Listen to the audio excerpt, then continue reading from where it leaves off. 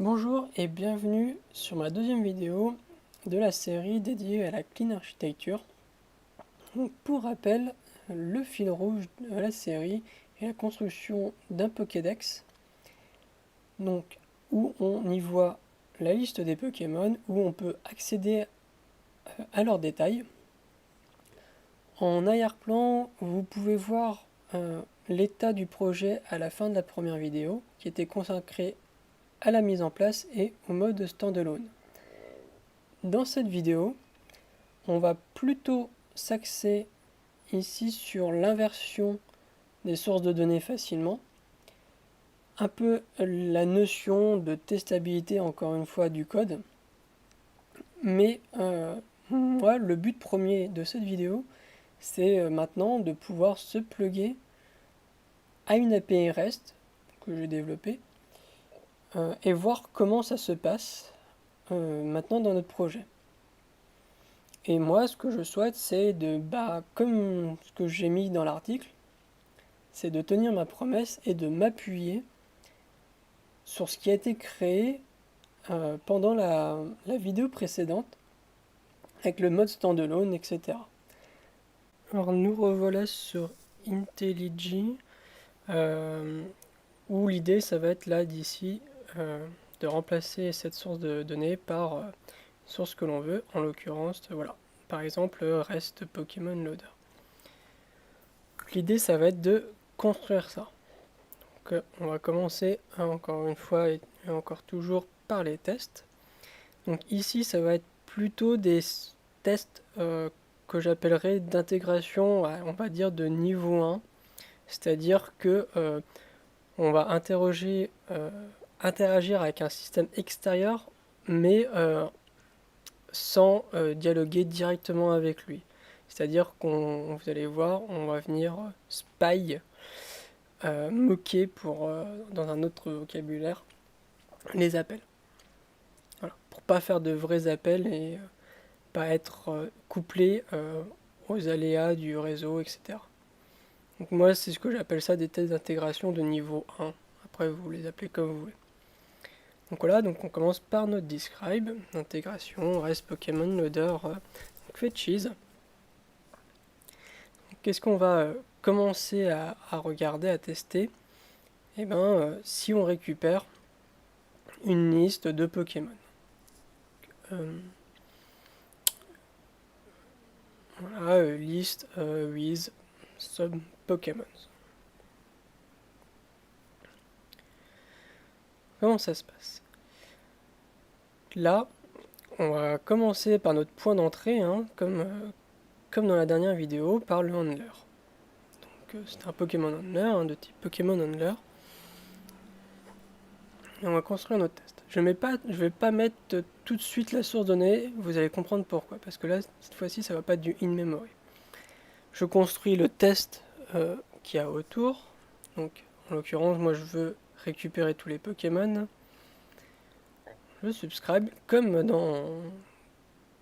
pour le premier test, quand on construisait notre mode standalone. Donc là, j'expecte que tous les Pokémon vont être égales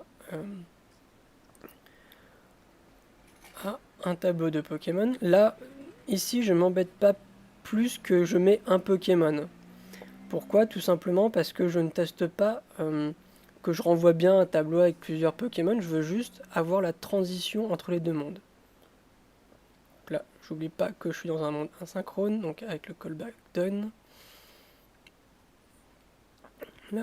Là, ici, pour faire l'expected Pokémon, eh ben, je vais utiliser quelque chose qu'on a créé à la précédente vidéo, le builder. Pourquoi? Pour avoir plus de lisibilité sur les paramètres que je renseigne quand je crée le Pokémon. Donc il aura le numéro 1. Il va s'appeler Pokémon par exemple. Ici, là, je fais vraiment avec des données complètement fake. L'idée, je le répète, c'est de pas tester que le use case marche. On l'a déjà fait. Là, c'est vraiment le test que l'adapteur entre les deux mondes, c'est-à-dire entre le monde REST et mon corps applicatif à l'intérieur de mon domaine fonctionnent, dialoguent bien ensemble. Donc là, on remarque que Pokémon Handler, il lui manque bien évidemment sa source de données, le loader. Là, donc je vais en créer un, mais cette fois-ci, il va être implémenté par la nouvelle classe que l'on veut faire, Crest Pokémon Loader. Là, je finis tout ce qui est en rouge. Donc là, juste pour un petit rappel, le handler, c'est bien notre use case. Clean architecture. Le loader, c'est un port. Et le dernier, le rest Pokémon Loader, est un adapteur, comme le in-memory Pokémon Loader. Donc là, on va le créer. Donc, nous avons dit que c'était un adapteur comme le in-memory. Donc il va se placer dans les secondaires. Et là, comme la dernière fois, je vais faire la distinction avec le monde réel. C'est pour ça que je crée un directory real. C'est des habitudes perso. Donc là, notre nouvel adapteur, Rest Pokémon Loader, va implémenter notre port, donc Pokémon Loader, afin de respecter le même contrat d'interface entre le monde extérieur et notre monde intérieur. Voilà, j'utilise IntelliJ pour pour faire le minimum d'implémentation automatiquement. Et là, je vois qu'il n'y a plus de rôle, donc je lance les tests. Donc là, il me dit qu'il ne connaît pas subscribe parce que c'est undefined. Là, je suis assez feignant, donc je vais juste copier-coller et je vais répondre avec le minimum de code possible au test pour faire passer le test. Grosso modo, qu'est-ce que c'était? C'était je veux retourner un tableau, un observable avec un tableau d'un seul Pokémon. Donc, on va réutiliser off et on va lui passer directement le Pokémon. Et on va relancer les tests. Donc là, tout passe. Par contre, là, vous allez me dire, t'es bien gentil, tu fais du REST, mais là, t'appelles aucun client HTTP ou autre. Et ben, on va le faire. Donc là, on va créer un faux client HTTP. On va juste se baser sur celui d'Angular. Donc, en grosso modo, il retourne juste un objet avec un get nul. Vous allez comprendre pourquoi juste après pourquoi je fais ça. Et c'est un type HTTP client. HTTP client et le client HTTP fourni de base par Angular. Et là, je vais lui passer dans le constructeur. Donc là, je crée le code qui va bien pour pouvoir l'utiliser dans ma nouvelle classe. Donc là, je tiens à préciser que j'utilise le HTTP client d'Angular parce qu'il marche plutôt bien. Et comme je suis pas dans mon domaine ou mes use cases, je peux utiliser des éléments extérieurs à uniquement TypeScript. Et donc là, je ne me prive pas pour utiliser ce qui est fourni par Angular. Donc là, petite particularité, là on va venir moquer, spy, c'est plus ou moins les mêmes notions, afin de pouvoir voir si on fait l'appel et retourner ce que l'on veut pour cet appel. En gros, on va plus ou moins l'intercepter pour pouvoir le manipuler à notre guise. Donc là, je dis que tu espionnes le get de HTTP flag client et quand tu vois qu'il est appelé, ben, tu retournes cette valeur. Donc en l'occurrence, un observable avec le fake Pokémon Response. Et Pokémon Response, c'est la réponse la fausse réponse que je vais définir qu'un appel HTTP pourrait renvoyer. Donc lui, il est de type Pokémon DTO, donc Data Transfer Object. Cette DTO, normalement, elle est fournie par l'équipe back ou si c'est vous, par vous-même. Donc là, je me la suis fournie, donc c'est celle-là. Et la DTO se met à côté donc de l'adapteur dans le monde réel. Hop, je la crée.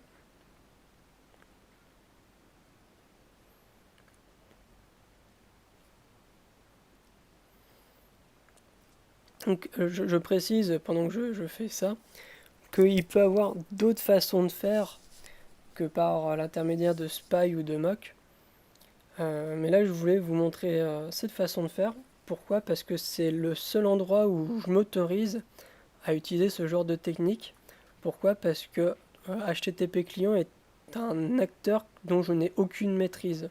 Ce n'est pas à moi, donc si je le moque, dans ce cas-ci, ça ne me dérange pas trop. Et en plus, comme ça n'intervient pas directement dans mes use cases, etc., c'est en périphérique de mes use cases, il n'y a pas, je trouve, il n'y a pas forcément de souci. Donc là, j'implémente ma réponse avec des données que je fais exprès qu'elles ne coïncident pas avec le expected Pokémon afin que le test me force à changer la première implémentation que j'avais faite. Donc la description. Hop. Donc là, j'ai plus rien en rouge. Je vais relancer le test. Peut-être pas tout. Ah oui, il me manque un petit truc. C'est-à-dire que je vais pas utiliser les spikes à moitié. C'est que je vais regarder si mon get il a été appelé. Et une seule fois. Comme ça, j'ai pas de surprise. Le code l'appelle qu'une seule fois. Et également s'il a été appelé avec la bonne URL de mon backend. En l'occurrence, being je vais y arriver. L'autocomplétion un peu une galère. To have been called with. Et là, je tape à la main. Donc l'URL de mon serveur API, de mon API. En l'occurrence, démo Pokémon Backend REQ App PIV1 et c'est sur la ressource Pokémon. À partir de là, je lance les tests. Voilà.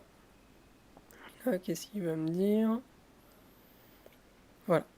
Et il me dit que le spy il n'a pas été appelé une seule fois mais 0. C'est normal parce que je ne l'utilise pas encore. Donc là, on va l'utiliser. With HTTP. C'est un get. On va retaper à la main l'URL. Pourquoi je ne fais pas de copier-coller? C'est pour prévenir d'éventuelles erreurs sur à la première frappe. Voilà, c'est tout simplement pour ça. Pokémon. Et là on va le compléter, donc c'est un observable. Je dois utiliser un pipe pour chaîner à l'intérieur les différents opérateurs. En l'occurrence, nous on va vouloir mapper notre réponse afin de pouvoir retourner un Pokémon. Et là, petite particularité dans la signature du map, on peut lui donner le type d'entrée dans la fonction et le type de sortie. Donc en l'occurrence, nous, à l'entrée, on a des Pokémon DTO, un tableau même. Et nous, on va vouloir en sortir un tableau de Pokémon. Donc à quoi cela sert? C'est à l'intérieur du map, les différentes variables vont être typées implicitement. Donc là, je sais que Pokémon avec un S, c'est un tableau de Pokémon DTO. Ce tableau de Pokémon DTO, on va vouloir changer chaque élément afin que ces DTO deviennent des entités connues par notre domaine. Donc là, je me sers du builder que j'ai déjà créé avant afin de ne pas refaire. Et je vais le retourner en changeant les valeurs et en mappant du coup au bon endroit les valeurs de ma DTO sur mon objet qui est propre à mon domaine. Donc, en l'occurrence, l'ID correspond au number. le name au nom, la taille à la taille. Donc là on voit aussi qu'en ayant typé dans le map, on a l'autocomplétion qui est faite intelligemment par IntelliJ, qui est très pratique. Par exemple ici, là, je me souvenais plus que c'était pas avatar, mais picture URL. Petite feinte que je me suis faite. Là, on termine par la description. Hop, et on lance.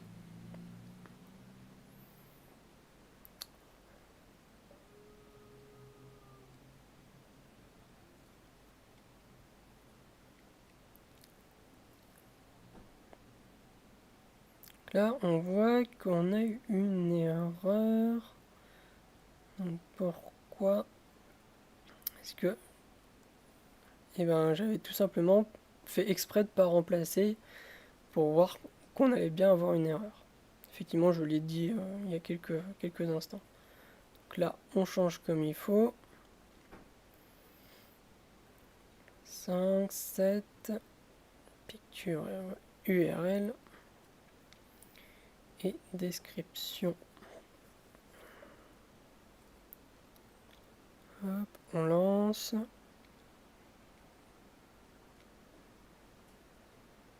Là, j'ai toujours une erreur parce que j'ai inversé la taille et le poids. Voilà.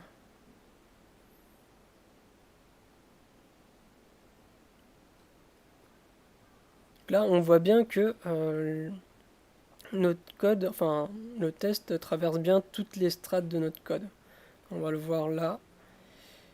Effectivement, là, j'ai pas la même URL qui est appelée. Là, on peut voir que j'ai fait une erreur. J'ai mis le D avant le N. Là, on change. Et oui, effectivement, donc notre test traverse bien toutes les couches de l'appel. Il vérifie bien que l'appel est bien fait avec la bonne URL et qu'on renvoie bien maintenant un objet Pokémon comme on le souhaite. Maintenant qu'on a fait le haul, on va récupérer le détail d'un Pokémon. Avec même principe. Donc on va faire un copier-coller de tout ce qui nous intéresse. En l'occurrence des lignes 13 à 33. On n'oublie pas le done aussi. Copier-coller. Là, cette fois-ci, ça va pas être un tableau, mais directement l'objet qu'on aura. Et là, même combat, le handler, il a une méthode, si vous vous rappelez bien, get, où on passe le numéro du Pokémon en paramètre, qui retourne également un observable d'un Pokémon. Donc Pokémon sans S, on va le vérifier qu'on le récupère bien. Là, je le répète encore une fois, là, on teste pas tout le use case, on teste bien qu'on a bien le bon mapping, que on a bien un appel, si on veut qu'un appel, et qu'on appelle bien la bonne URL. Voilà. Ici, on fait que ça. On copie-colle, on modifie l'URL, parce que maintenant, on veut qu'il y ait tapé sur la ressource Pokémon, mais avec le 3. Là, on lance.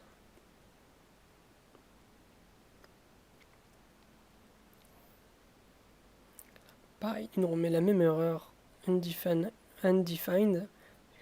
On n'a pas complété, donc on va compléter notre code. With un HTTP get, toujours l'URL à la main.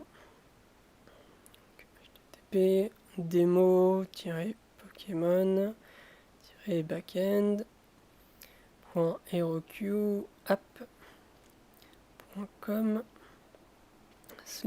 /API/v1/Pokémons Et là, on rajoute le nombre derrière. Pas le nombre, le numéro du Pokémon, pardon. Là, on fait, c'est toujours un observable qui est retourné, donc on utilise le pipe, puis le map. Cette fois-ci, c'est pas un tableau de DTO de Pokémon qui nous a renvoyé, mais la DTO directement. Et nous, on veut renvoyer directement un Pokémon et pas un tableau. C'est un peu la petite variante.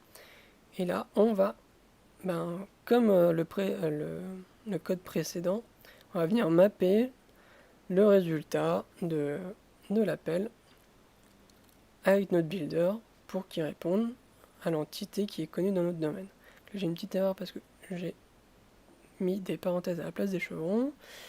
J'ai rectifié. Donc là, je relance et on va voir que tout devrait passer. Super. Maintenant, là, on va refactorer notre code. Là, on remarque que nous avons une duplication du builder.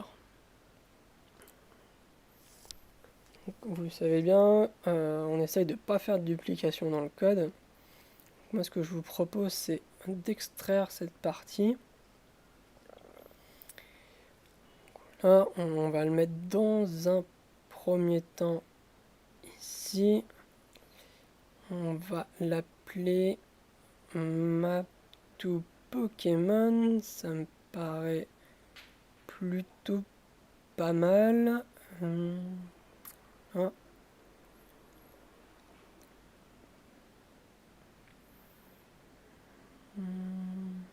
Je réfléchis si je peux donner un meilleur nom. Mais j'en ai pas de meilleur qui me viennent immédiatement à l'esprit. Donc on va laisser comme ça pour le moment. Là, on va juste compléter ce qu'IntelliJ a fait. Parce qu'il ne nous a pas mis les types. On va les mettre. Hop, on a extrait ça. On relance donc immédiatement les tests pour voir si nous avons rien pété. Tout passe. On continue notre refacto. Voilà, donc on n'a pas besoin du return ici. Hop, on relance toujours. Tout passe toujours. Donc là, on va faire la même chose pour le code au-dessus. Là, on lance.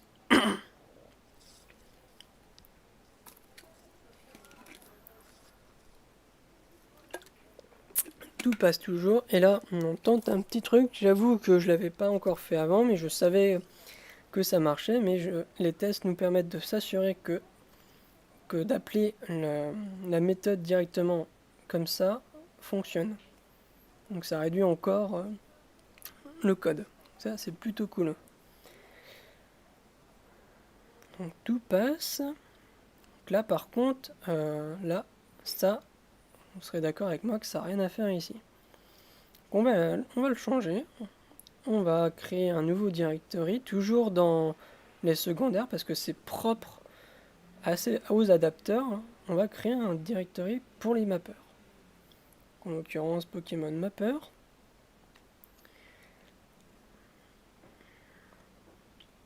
Donc là, on essaye d'être single responsibility à tous les niveaux, c'est-à-dire ça s'adapte. Single responsibility, c'est pas que pour une méthode, c'est pour une méthode, un fichier, une classe, enfin tout ce que l'on veut.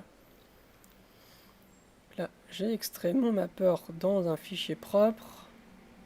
Je l'ai mis en statique parce que je n'ai pas besoin de garder d'état ou de choses comme ça dans la classe. C'est juste pour la classe, c'est là pour donner un contexte. Donc, je peux garder le statique. Enfin, je peux mettre mon mapper en statique. Là, tout fonctionne. Maintenant, on revient à nos tests. On va faire un peu de refacto parce que là, on voit qu'il y a de la grosse duplication sur ces lignes-là. Donc, on va essayer de mettre tout ça dans un before each.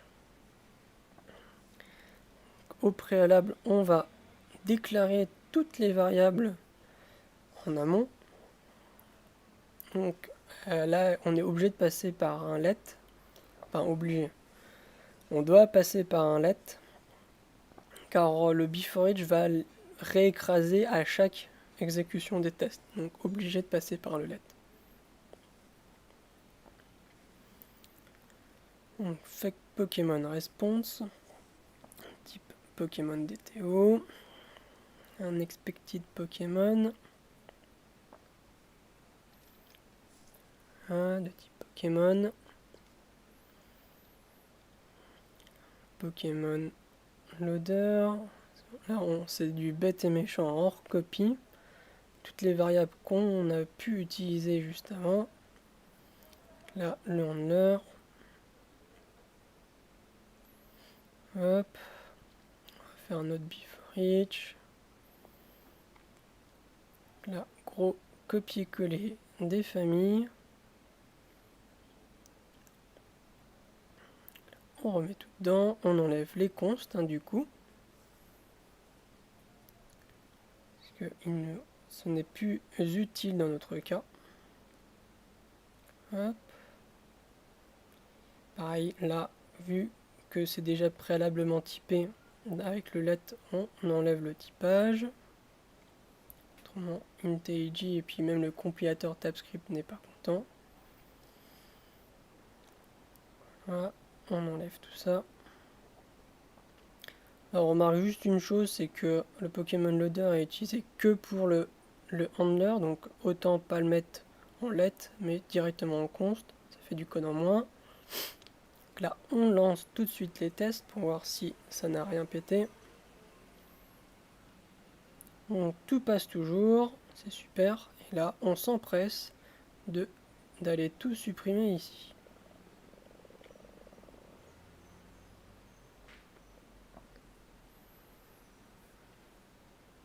Hop, tout est vert, c'est super. On regarde s'il y a d'autres choses. Là, on peut enlever la dépendance qui n'est plus utilisée. On pourrait refacto la Pokémon Handler, tout ça, mais après, ça devient un peu trop abstraction du expect. Maintenant, ici, ben, on va s'empresser également d'utiliser notre nouvelle source de données. Donc celle-là, je la garde juste au chaud pour plus tard. Et là, eh ben, on va aller mettre rest Pokémon Loader et il prend, si vous vous souvenez bien, un HTTP client en paramètre. Donc HTTP, celui-là, il ne sort pas de nulle part. Le système d'injection de dépendance d'Angular nous permet d'injecter automatiquement le HTTP client d'Angular. Il faut juste le préciser dans le provider ici. En l'occurrence via le paramètre dans la use factory et rajouter l'entrée deps, j'imagine que c'est pour dependency, et le HTTP client, ainsi que de ne pas oublier l'import du module. Là tout me paraît bon, on regarde si tout a compilé, voilà, Webpack n'a pas fait de crise, et là on va aller voir ce que ça donne. Je tiens juste à préciser que je n'ai absolument rien touché aux components, etc. d'Angular. Donc là, la requête est en pending, c'est normal, c'est le serveur EQ qui a dû se mettre en veille, mais il va répondre. Et voilà, comme par magie, j'ai tous mes Pokémon avec leurs images. On voit bien qu'on a le bon appel, on peut aller dans les détails, dans le détail de chacun. Et on voit bien qu'on tape sur notre API REST. Et j'ai pu faire ça grâce au mode standalone qui m'avait permis de construire au préalable avec des sources de données intérieures toute la tringlerie, que ce soit la vue ou le use case. Là, pour finir sur la vidéo, là, moi j'aimerais bien un peu automatiser le switch entre les deux sources de données. Parce que c'est vrai, faire à coup de commentaires, c'est un peu chiant. Moi, j'aimerais bien avoir, par exemple, une constante Pokémon Loader qui vient d'une factory, qui viendrait d'une factory de Pokémon Loader. Et qu'en fonction d'une variable, on me retourne la bonne chose. Donc une variable d'environnement, par exemple. On va le voir un peu après comment je fais ça. Enfin, l'une des propositions de comment on peut faire ça. Donc là, on va généraliser un petit peu le truc. Ça va être plutôt un Pokémon Dependency Injection et une Factory. Pourquoi je l'appelle comme ça? Parce que peut-être que dans le futur, il n'y aura pas forcément que mon adapteur Pokémon Loader là-dedans. Il y aura peut-être d'autres choses. Donc j'adapterai juste un peu le nom. Mais l'idée est là. Donc ça va se trouver dans la configuration globale euh, de la partie Pokémon, là, au même titre que les routes. Donc je vais l'appeler Pokémon DI pour Dependency Injection. Et c'est une factory qui va nous retourner des adapteurs comme on veut. Export, classe, là. Donc là pareil, hein, c'est du statique, hein, on ne veut pas stocker plus ou moins, pas d'état particulier dans cette classe, dans cet objet. Donc on peut passer par du statique, ce n'est pas grave. Là, donc lui il va prendre éminemment en paramètre l'HTTP client et il va retourner un Pokémon Loader. Là, ensuite je fais un bon vieux copier-coller des familles pour déporter cette partie-là, ainsi que celui-là. Hop, return, reste Pokémon Loader, et on va tester que ce que l'on vient de faire n'a rien cassé sur notre application. Hop, Pokémon Loader, et je lui passe en paramètre l'HTTP.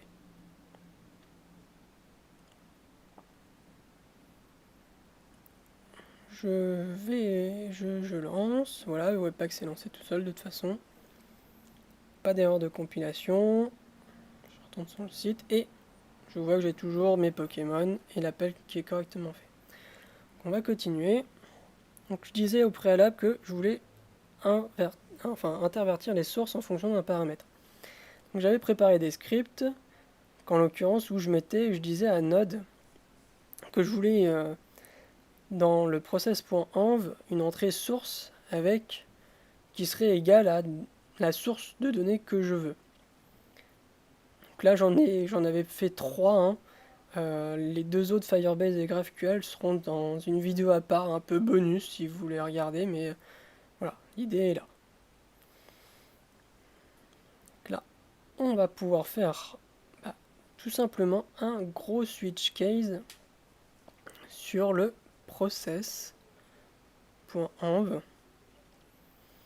et sur la nouvelle entrée source que la valeur a définie.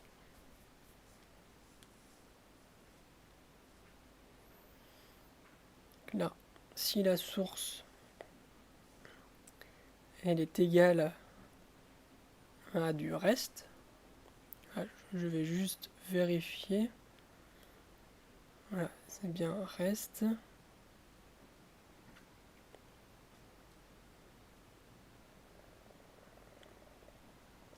Je fais une petite aparté, cette partie et ces parties-là sont évidemment également testables. Hein.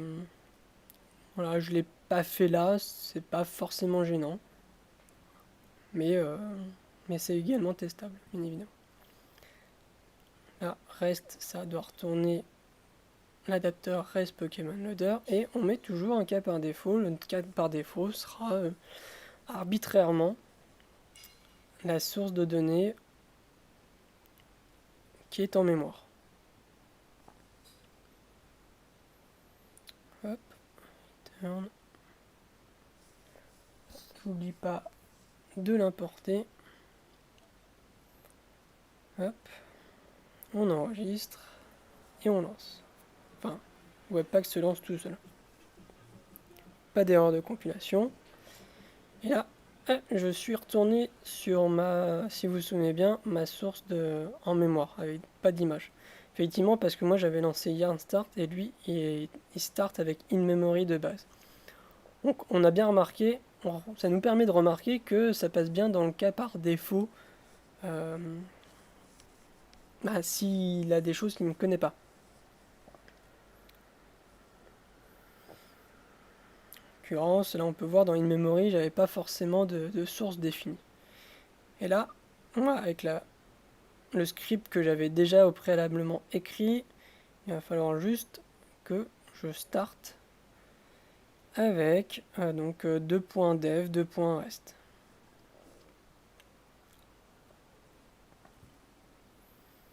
Hop là, il met bien la bonne source, il compile.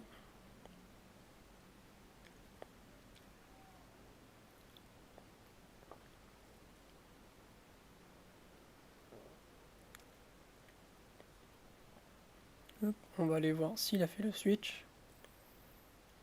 Donc là, parfait. Comme par magie, maintenant en une seule ligne de commande, je peux switcher entre mon mode in-memory et un mode qui tape sur l'API REST que j'ai défini.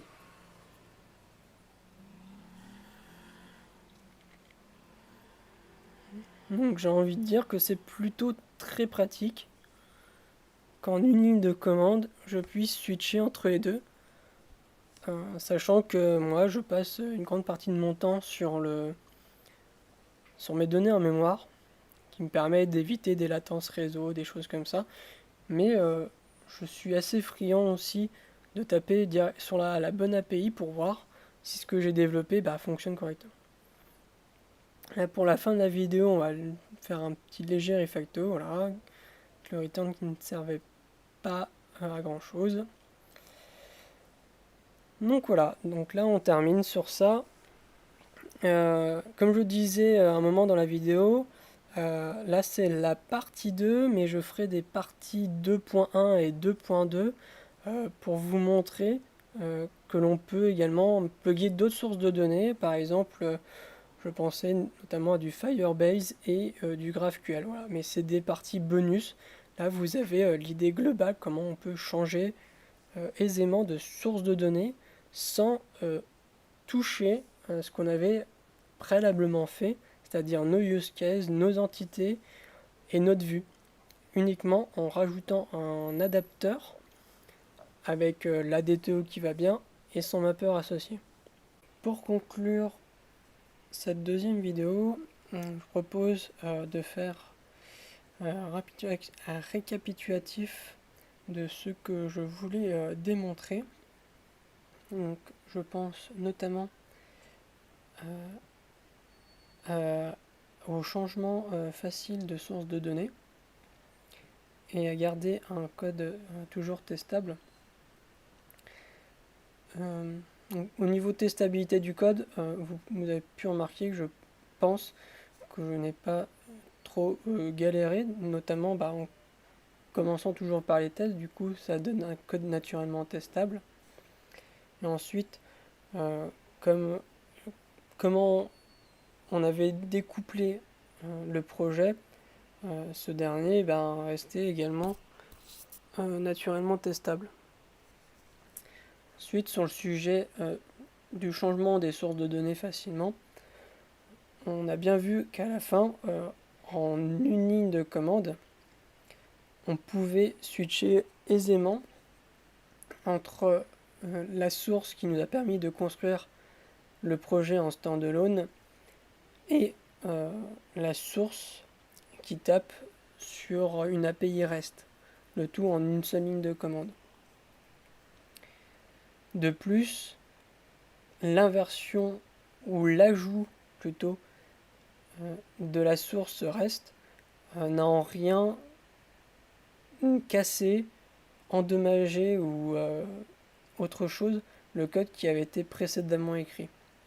J'ai juste eu à plugger la nouvelle source de données à mon projet afin que celui-ci réagisse avec cette dernière. Donc je pense qu'on est plutôt pas mal. À la suite de cette deuxième vidéo, je vais essayer de faire des vidéos bonus sur cette même thématique de nouvelles sources de données. Je pense notamment à faire une vidéo sur Firebase, avec une source de données Firebase, et une autre avec une source GraphQL. Sinon, pour la suite du fil rouge du projet, la prochaine, donc la partie 3, sera normalement dédiée au changement du framework, notamment d'affichage du projet. Donc, par exemple, passer d'Angular à du React ou à du Vue. Et peut-être que je ferai également une vidéo bonus. Si je choisis par exemple React ou Vue, eh ben, je ferai la vidéo bonus sur l'autre librairie. Voilà, cette vidéo touche à sa fin. N'hésitez pas à écrire des commentaires, à mettre un pouce bleu. Dans la description, il y aura également des liens, notamment vers le repo, vers la première vidéo. N'hésitez pas à aller regarder. Je vous dis à bientôt pour la suite.